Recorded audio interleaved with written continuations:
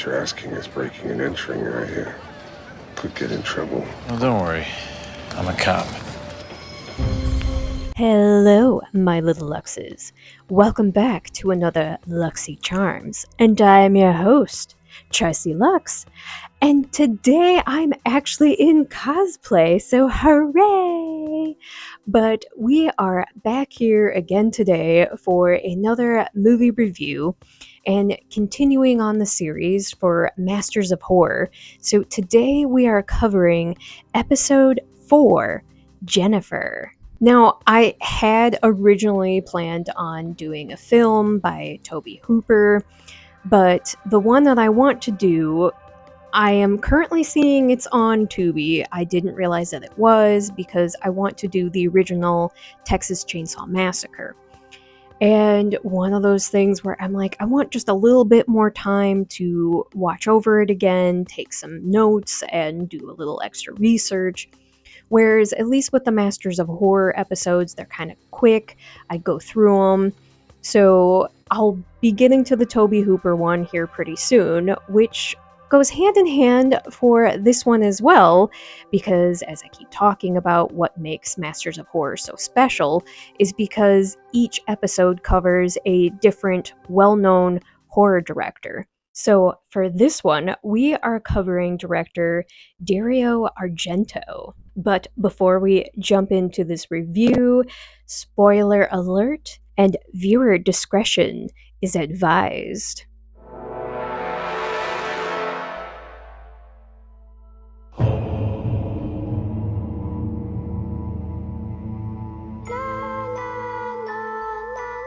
So, jumping in and talking about Jenifer, it is important to note that this episode I found extremely disturbing. But for some odd reason, I couldn't remember it from before.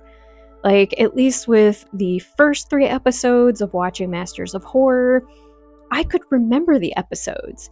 But did I skip this one, or did I just blank it out because of how disturbing it is? And I mean, we'll discuss it as I'm going through the plot synopsis of talking about this episode.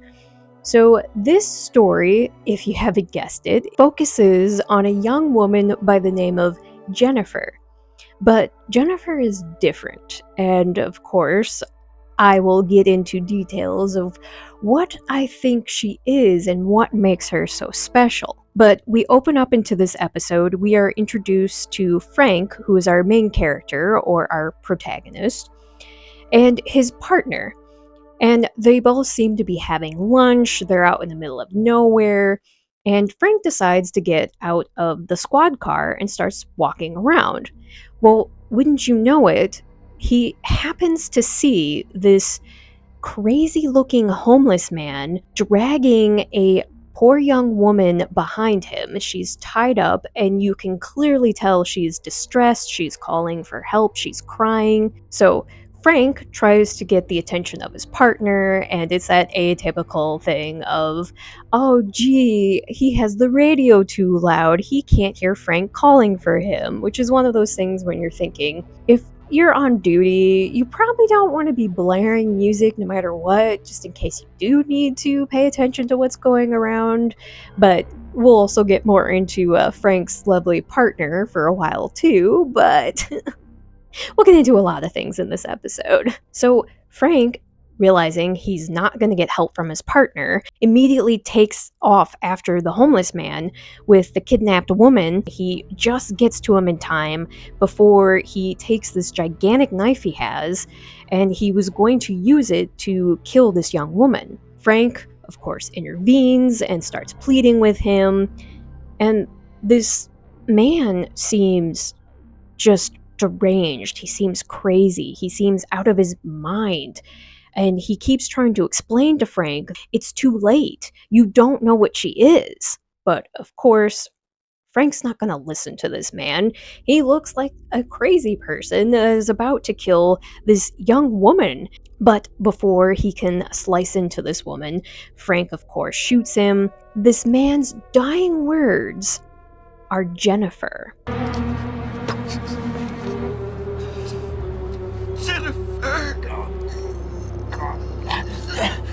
Well, immediately, Frank goes to comfort this young woman, and he comes to find that she has a very deformed face, and it's very creepy and scary looking. So at first, he's taken aback, but then very quickly, he wants to comfort this woman because she's in distress. Well, at this point in time is when Frank's not so helpful partner shows up and says the most stupid lines I've heard in the show. Like, I can't believe that these were words that were put into the script. The guy tried to chop her up.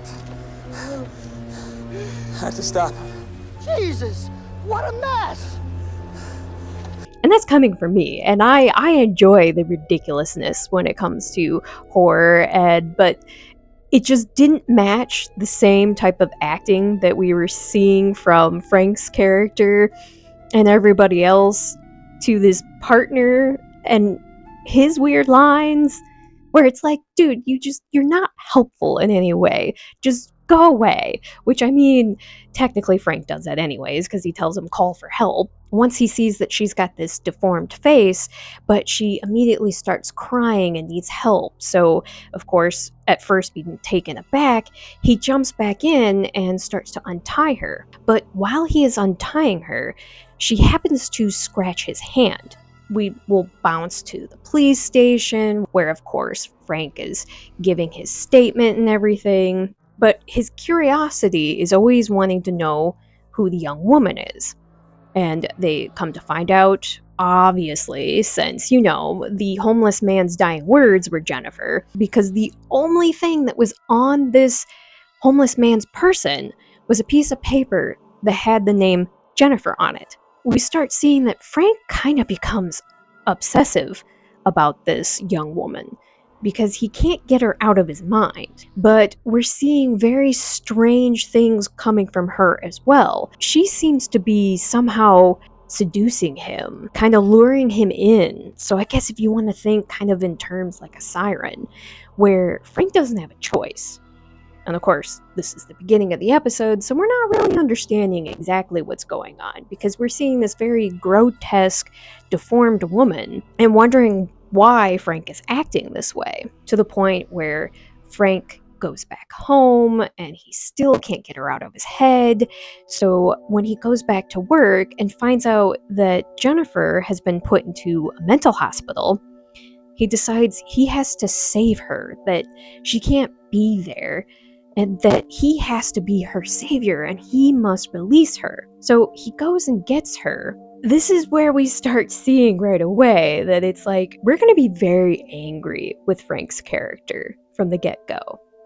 Because Frank has a beautiful and wonderful wife at home, he's got a teenage son, but he makes this choice and decision to go and get Jenifer, and that she's going to come back to the house with him, and he doesn't even bring this up to his wife, doesn't consult with her if this is okay, and he's bringing a total stranger into their home. Say what? So obviously we're getting tons of red flags already with the situation, rightfully so. His wife, when she discovers that Jenifer is in her home, she is horrified. She says some really not so nice things, because she's blatantly pointing out the fact that there's something wrong with this woman, but rightfully she can be upset in this situation because Frank hasn't consulted her and just brought this woman to their home, and she's standing in their bedroom and she's half naked.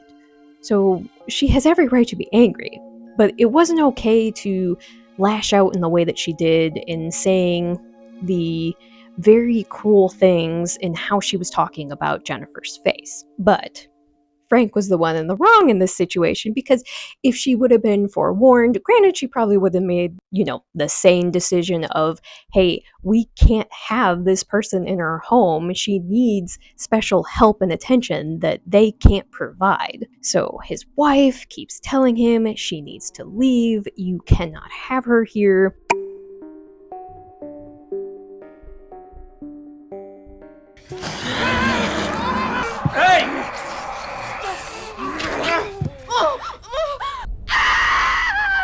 Frank goes to find a place for her to stay. So you have him and Jenifer leave in his car to find somewhere for her to go because he refuses to take her back to the mental hospital. And in doing so, we see Jenifer seduce him for the first time. That now they have slept together in his car, he makes the dumb decision to take her back to his house. So from this point on, Frank just makes one bad decision after the other. Taking her back to the home, his wife is angry again and doesn't want her there and gives him this ultimatum that it's either Jenifer or her and their son Pete will leave. Well, Jenifer, in hearing this argument and everything, gets upset and goes straight into the family home and unfortunately kills and eats the family cat. If you are like me and you cannot stand animal deaths in horror films, especially when it comes to cats and dogs, please skip over the 28-minute mark to the 28.50 mark, because that is when Jenifer is eating the cat. And you know what? I am so sick and tired of this being a horror trope, that if we could stop killing the family pets, that would be fabulous. I'm one of those, I can watch you kill as many people as possible in a horror film, but leave the animals alone. And I knew as soon as I saw the cat, I'm like, I know where this is heading. But anyway, the wife and the son, being completely horrified, are going to leave because Frank makes the decision to keep Jenifer around. So we're just kind of in weird dismay of what is this man doing? The thing he brought into the house at this point, because we're realizing from an outside standpoint that Jenifer's not really human. She's very beast-like, because at first you're thinking she's childlike, but she's very animal-like and doesn't understand anything in the world. Quite frankly, she is a monster. But Frank is under her spell. We see Frank has left for the evening and he's gone to a bar.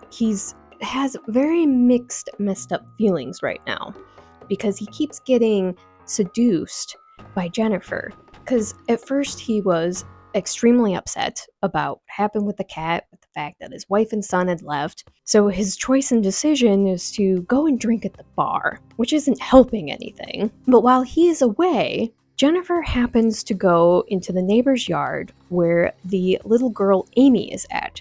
This, you can tell, is a complete reference to Mary Shelley's Frankenstein, because there is a scene in the book and also in the movie, if you can think of that reference, where Frankenstein's monster meets a little girl by a pond, and she's taking flowers and she's throwing them into the water and seeing them float. This scene with Amy, but she is in the backyard by her pool, and we're seeing the exact same reference because Amy has flowers in her hand and she's taking the flowers and she's throwing them into the pool so that they are floating in the water. And she turns and kind of has the same reaction as the little girl did in Frankenstein, for Frankenstein's monster, I should say. So we are given a hint pretty quickly about what is going to happen, because if you know Frankenstein, or for Frankenstein's monster, in doing so, because the little girl kind of references what should we have float now, or what else can float, so he chooses to throw the little girl in the water. And because he threw the little girl in the water, she ended up drowning because she didn't know how to swim. But Frankenstein's monster is very childlike, and he doesn't understand or know what he had done. He doesn't know the consequences to his actions, which the same thing happens with Jenifer. She doesn't understand the consequences of what she does because she's very animalistic. So with the preceding scene, we see Frank come home and he finds that Jenifer is eating and devouring Amy. So of course he's upset and pissed off and yelling and screaming at Jenifer, like, what did you do? What did you do? What did you do? And the horror of the scene. But it's the whole reference and the idea that Jenifer's the one that had done the action. Jenifer's the one who had killed Amy. But Frank felt responsible because he brought Jenifer into his home. And the same reference can be made for Frankenstein as well, because even though he wasn't the one who had thrown the little girl into the pond, he felt responsible because he had created the monster. But in the end, it was both Frankenstein's monster and Jenifer who were responsible for the deaths. So kind of a neat little tie-in reference, especially if you know the actual reference that it was using. Well, I mean, we pretty quickly start figuring out that she's a monster, but the whole reference with Frankenstein's monster is the tie-in to tell us that she indeed is not human. But she continues seducing Frank and everything, but he's finally had enough. But he can't handle it himself, so he decides to go to the local circus. So is it a deal? Will you take her? I could be interested. And he hires a man to come and kidnap Jenifer. But wouldn't you know it, when Frank goes home, when the act is supposed to be taken care of, and Jenifer's supposed to be gone, the man that he had hired to kidnap her, he finds him dead and half-eaten in his refrigerator. So clearly Jenifer was still there, and in fact we have a scene where she's in the backyard, giggling and jumping excitedly, so she's very proud of herself. Frank, in his last-ditch efforts, that he's going to drive far away from home, and he goes to this abandoned cabin in the middle of nowhere in these thick woods. And I believe his initial plan was to just leave Jenifer, that he was just going to ditch her there. But because he's still trapped under her spell or whatever it is that she was controlling him, she kept using lust to control him. Because even though she had a hideous and deformed face, she was very beautiful when it came to the neck down. So she was using her spells or her siren skills to lure him to keep taking care of her. So instead of Frank just dumping her and leaving, he goes and he finds a job at a local grocery store. He keeps thinking in his mind that Jenifer's going to be fine, she's just going to stay at this cabin. Well, while he is working at this grocery store, slowly but surely, he starts to break away from that spell. His mind starts becoming more of his own. Jenifer was able to tell the difference between his conversations, how he was treating her. So Jenifer goes to follow him to the grocery store and is immediately jealous when she sees that Frank is there helping the grocery store manager, or the store owner, I should say, who is a very beautiful woman. And in Jenifer's jealousy and anger, decides to go after this woman's son. So unfortunately, when Frank gets back home, he comes to find that Jenifer has killed this teenage boy. And he finally snaps out of it. And from the horror of what he was seeing before him, finally realizes that he needs to end things with Jenifer. So he grabs onto her and drags her deeper into the woods. And we see that he's preparing to kill Jenifer once and for all. Well, wouldn't you know it, a hunter happens to come across them while they're in the woods. And before Frank can kill off Jenifer, the hunter kills Frank instead. And his dying words to this hunter is Jenifer. Jenifer. And we are seeing the cycle happening over again. What happened at the beginning with the homeless man, and we see that Frank had taken in Jenifer in that.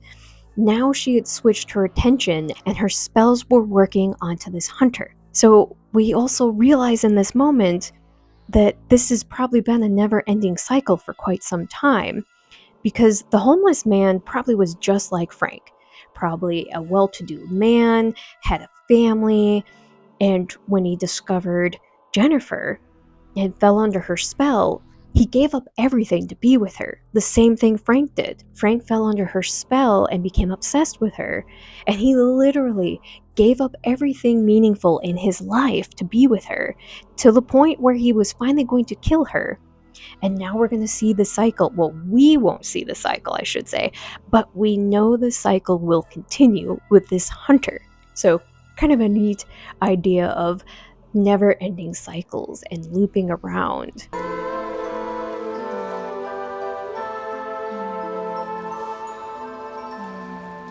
Now, unfortunately, there are some plot holes in this film, which, I'm discovering with a lot of films, especially quicker ones for episodes for Masters of Horror. It kind of feels that way. Some things have to be probably taken out because of the fact that they're hour-long episodes.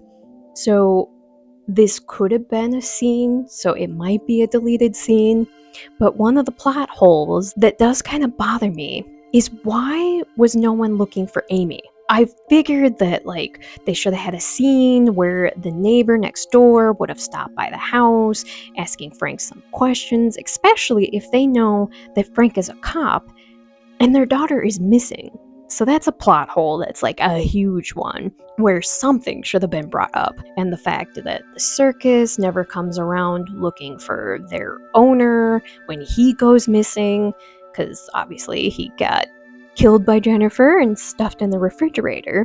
So there's a few plot holes here. Why is nobody looking for the people who are dead? Why is there no reference to it? Even if you're just seeing a news station where it's talking about it, just some kind of connection. Because you wouldn't see, especially with a child dying, or missing in this case, because obviously the family wouldn't know, but with a missing child, something would be going on. We'd see some sort of a reference to this. And like I said, it could be a deleted scene. It could have been taken care of, but because of time, it could have been taken out. So, something to keep in mind when watching this episode. But there is superb acting in this one, especially with Steven Weber, who played Frank, and Carrie Ann Fleming, who played Jenifer. They did an excellent job, and they had this unique chemistry that you were brought into their world the entire time, which makes sense considering the entire episode focused around both of them. But there were some really bad acting in this as well.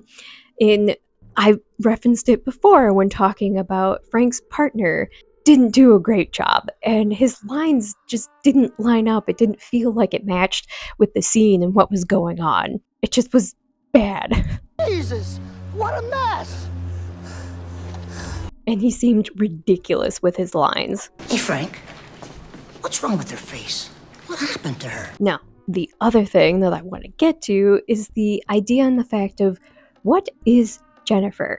And after watching it a couple times and going through my research and my notes, I have a strong feeling that Jenifer is something demonic. And I mean, it's referenced in her face and the fact that her eyes are pitch black.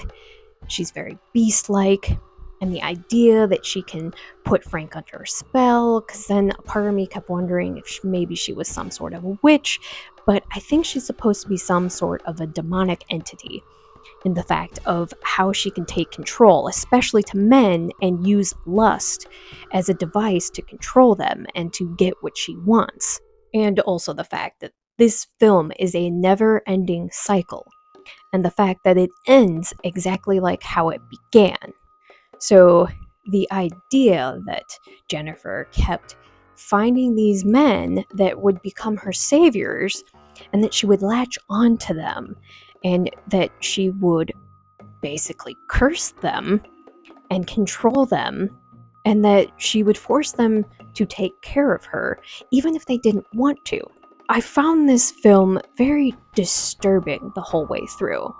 And it has a lot of gore, it has a lot of nudity, there's a lot of sex scenes, and I mean, it makes sense with the plot line of it and everything. I just found it so disturbing the whole way through. Between the scenes and everything, that makes it disturbing, but also the way that Jenifer's character is. But what makes it the most uncomfortable is the anger and fury you will feel towards Frank. And it's like, watching the episode, I had to keep reminding myself that he couldn't control himself, that he was literally under a spell because of the scratch that was on his hand from Jenifer. It was her way of finding a way to attach herself to his mind. So as mad as I was at Frank for making these ridiculous, stupid decisions from the very get-go, I had to keep reminding myself that it's the idea that Jenifer's a demon and she's controlling him. He literally has no control over the situation. And we're told that this cycle keeps going because that's what happened to the homeless man. And that's what will happen to the hunter as well. And I shouldn't even have to say this. The most disturbing thing I found in this was when they killed the cat. I hated how brutal it was, and I hate seeing animals die in general. And I get it, that it's the whole idea that they're like, oh, it's horror, we're supposed to make you uncomfortable. Well, I was already uncomfortable with the lust scenes between Frank and Jenifer. They just really were pushing the bounds when it came to this one. So forewarning that this one is gory, weird, disturbing. It wasn't bad though. That's the other thing. This one is a mixed one for me, where it's like, I didn't love it. I definitely didn't love this one, because this one I found a little too disturbing for me, but I did enjoy it. It was a good episode, and it was very creepy. So the horror element to it was very well done. The artistic side to the cinematography was very well done. The storyline, yes, it had plot holes, but it still had a good plot line from beginning to end because it told the story exactly how it was supposed to be. Now, Steven Weber had originally gotten the idea to do this one because it was a horror story from a magazine by Bruce Jones and illustrated by Bernie Wrightson. And he took that story and created it into a screenplay, and that's where we get Jenifer from. So I definitely wouldn't mind finding that original short horror story. I've been talking about a lot of movies recently that are influenced by comics, graphic novels, books. So I'm definitely intrigued to find this one because I'd be interested to see the similarities and the differences. And maybe the plot holes are a little bit better than what they are in the film version. But anyway, I believe I covered everything that I wanted to talk about on this episode. So thank you so much for joining me here on another Luxy Charms. And if you would like to follow me on my other social medias, there will be a link in the description down below, along with my Etsy and my Patreon. And on the screen, you will see a shout out to my fellow Patreon members. And thank you so much for joining me on there. Your support greatly helps me to continue coming up with more content and art and more costumes as well. And you know what? I just now realized that I never said what the cosplay was in reference to.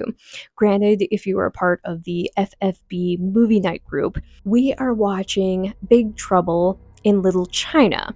So I am doing a crossover of Kim Cattrall's character Gracie Law from that film, but also with Elric from Modern Vampires. So kind of had my own spin and brought the characters together. I don't have my vampire caps in because they are not the easiest thing to talk in. So figured you will see them for the photo shoot and everything. But I also realized that, hey, I'm actually in a cosplay. Why don't I just make it a full day and I will record, I'm doing a photo shoot, and of course, later tonight, we are doing the FFB movie night. Obviously, this will be long past when that is aired. Thank you so much, and a special shout out to my Ultimate Lux, so big thank you to Kurt. And remember, I am the afterlife of the party, but I would love for you to join me in the afterlife of the party. And always remember to slay, subscribe, like, and always be yourself. And Also, let me know if you've seen the episode Jenifer and what you thought of that one. Because, like I said, this one was disturbing. It was a good one. It's not my favorite one of the other ones that I've seen. Maybe I might do a ranking of that one, but we'll see. There's quite a few episodes I need to go through. So unless I just rank season 1 and then rank season 2 on its own, we shall see. We come into ideas as we go along, and I change my mind constantly. So, if anybody knows me, I am constantly growing and changing. Thank you so much for joining me, and have a Luxy Charms kind of day. Bye!